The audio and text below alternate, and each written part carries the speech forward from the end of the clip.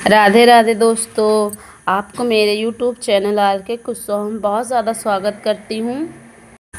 आज मैं आपको ज्येष्ठ मास में पीपल सींचने की कथा का श्रवण करूँगी।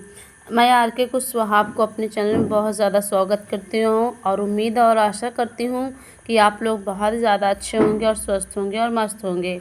तो दोस्तों, आज हम आपको पीपल सींचने की कहानी सुनाते हैं। तो चलिए दोस्तों, कहानी सुनाते हैं।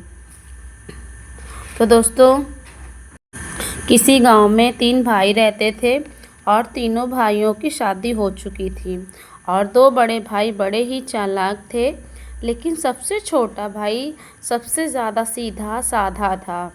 बड़े भाई सारी खेती का काम धंधा अपने छोटे भाई से करवाते थे और अनाज जो हो जाता वे सब बराबर में बांट लेते और इसी तरह घर में दोनों जेठानियाँ घर का सारा काम छोटी बहू से करवाते और खुद दोनों घर का काम कुछ भी नहीं करती थी दोस्तों। और वहीं घर की छोटी बहू घर का सारा काम करती और सबके लिए खाना पीना भोजन बनाती और वो किसी से कुछ भी न कहती। वह बहुत ही धार्मिक थी। वह पूजा पाठ भी करती थी। एक बार की बात है एक बूढ़ी औरत उनके घर आई और उनसे कहने लगी कि मुझे बहुत तेज से भूख लगी है, कुछ खाने को दे दो। तब बड़ी बहू ने कहा, माँ जी, मैंने तो अपना सारा खाना खा लिया है, अब मेरे पास खाना नहीं है, आप दूसरी बहू से ले लो। फिर बूढ़ी माई दूसरी बहू के पास गई और उनसे कहने लगी कि मुझे बहुत तेज़ भूख लगी है, मुझे खाने को दे दो। तब दूसरी बहू ने भी कहा, माँ जी, मैंने तो अपना खाना खा लिया है, अभी अभी खाया है, अब मेरे पास खाना नहीं है, आप छोटी बहू से ले लो खाना। तब बूढ़ी माँ छोटी बहू के पास गई और कहने लगी कि बहू, मुझे भूख लगी है, खाना दे दो। तब छोटी बहू ने कहा, माँ जी, आप यहाँ बैठ जाएं, मैंने अभी खाना नहीं खाया, मैं अपना खाना आपको दे देती हूँ, आप खा लीजिए। तब बूढ़ी माँ ने खाना खा लिया और वो बहुत खुश हुई। फिर बूढ़ी माँ ने छोटी बहू से कहा कि बेटी, कल से ज्येष्ठ का महीना शुरू हो रहा है और अगर तुम अपने घर में अन्न धन्य का भंडार भरना चाहती हो तो तुम कल से पीपल सींचो, प्यासे को पानी पिलाओ, तो तुम्हें पूर्णिमा तक इस पुण्य का फल मिल जाएगा। ये सारी बातें दोनों बड़ी बहुएं भी सुन रही थी। दोनों बहुएं उस बूढ़ी माँ के पास आई और बोली, हे बूढ़ी माँ, हमें भी अमीर होने का उपाय बताइए। तब बूढ़ी माँ ने कहा, बेटियों, ये सब के लिए है और अगर तुम भी ज्येष्ठ माह में पीपल सींचो और जल का दान करोगी तो तुम्हें भी इस पूर्णिमा तक फल अवश्य ही मिल जाएगा। तब छोटी बहू के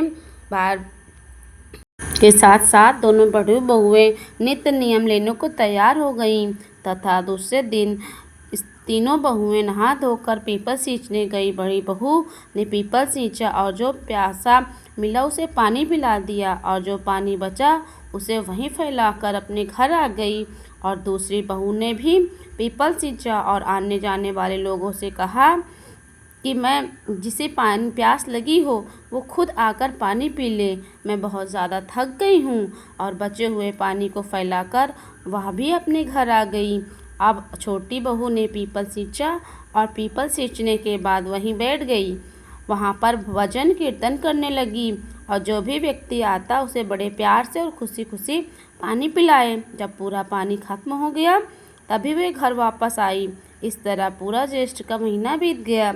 ज्येष्ठ पूर्णिमा की अगली सुबह तीनों बहुओं ने अपना अपना घड़ा देखा तो बड़ी बहू के घड़े में 1-2 सोने के सिक्के पड़े थे और दूसरी बहू का घड़ा बिल्कुल खाली था, उसमें कुछ भी नहीं था। लेकिन छोटी बहू का घड़ा सोने के सिक्कों से भरा हुआ था। तब उन दोनों बड़ी बहुओं ने कहा, हे भगवान, ये कैसी माया है, जब हम तीनों बहुओं ने नियम बराबर किया तो आपने धन देने में बराबरी क्यों नहीं की, हमें कुछ क्यों नहीं दिया। तब छोटी बहू का घड़ा भरकर सोने के सिक्के दिए। तभी ज्येष्ठ मास के देवता वहाँ प्रकट हुए और कहा, बड़ी बहू तुमने जो दान किए ये उसी का फल है। और दूसरी बहू, तुमने तो हर प्यासे से यही कहा कि मैं थक गई हूँ, तुम खुद पानी पी लो, और तुमने तो कोई दान ही नहीं किया, इसलिए तुम्हें दान का कोई फल नहीं मिल रहा, इसलिए तुम्हारा घड़ा खाली है। और छोटी बहू ने बड़े प्रेम भाव से प्यासे को पानी पिलाया। जब तक इसका घड़ा खाली नहीं हो जाता तब तक वह लोगों को पानी पिलाती थी और भगवान का भजन कीर्तन करती थी, इसीलिए इसके पुण्य का फल इससे ज़्यादा है। तीनों बहुओं भगवान के पैरों में गिर पड़ी और दोनों बड़ी बहुओं ने भगवान से माफ़ी मांगी। दोनों बहुएं रोने लगी।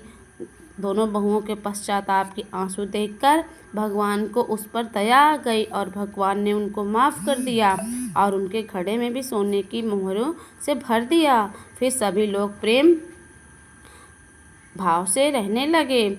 तो हे ज्येष्ठ मास के देवता, हे पीपल देव, आप अपनी कृपा अपने सभी भक्तों पर यूं ही बनाए रहें। जय हो पीपल देव की और जय हो ज्येष्ठ मास देवता की। आपकी महिमा और आपकी कथाएं अनंत हैं। जो इस कथा को सुने उसकी सारी मनोकामनाओं को आप पूर्ण कर दे पीपल देवता। और